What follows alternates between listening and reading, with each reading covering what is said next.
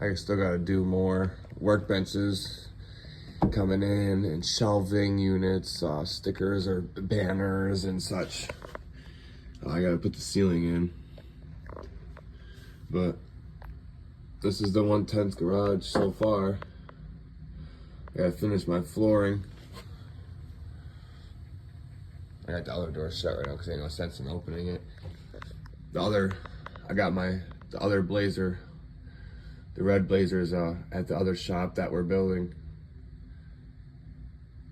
I'm also thinking about doing a 1/18/124, well, more 1/24 scale, but I got a 1/18 scale truck or two that will blend in with them. But I'm gonna do a 1/24 scale garage as well. And then I got the other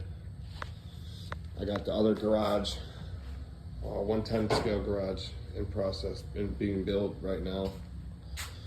Still gotta finish this. That looks pretty dang good though.